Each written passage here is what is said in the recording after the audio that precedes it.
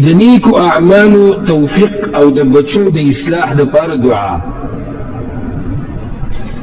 دې ته موږ ټول ضرورت لرو که د نیکو اعمالو توفیق څه مطلب یعنې چې تا ته طاقت د نیکو اعمالو میلاو شي او بچي دې روغ شي دا خو موږ ټول غواړو که هر سړی غواړي چې زما د بچي اصلاح وشي اصلاح څه ته وایي چې نیکملی شي نیغې لارې ته راواوړي او چې الله مالا طاقت د دیندارۍ راکړي دا دعا په سورة الاحقاف کې ذکر ده الا سم آیت کې ربي أوزعني أن أشكر نعمتك التي أنعمت علي وعلى والدي وأن أعمل صالحا ترضاه وأصلح لي في ذريتي ترجمه تقول رسول الله يستدعو على إيه زما ربا توفيق راك ماتا چیز شکر وبا سمستاد نعمتونو آغا چی تا پیرزو کری دی پا ما باندی و زما پا مور و پلار باندی وان اعمل صالحا ترضاه او توفیق راکا چی عملو کم دی صورتو برابر چی تی خوخی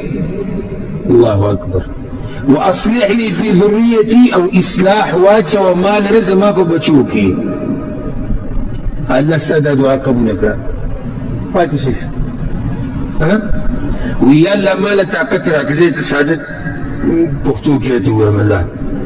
یا الله مال طاقت راکړه چې شکر ادا کوم د هغه نعمتونو چې تا مال راکړي د زما مور پلار لدې راکړي د مور پلار ولې ذکر کوو بارک الله فیک مور پلار چې کوم نعمتونه الله ورکړي دی په اصل کې دنه ورکړي چې دا خد دسره دي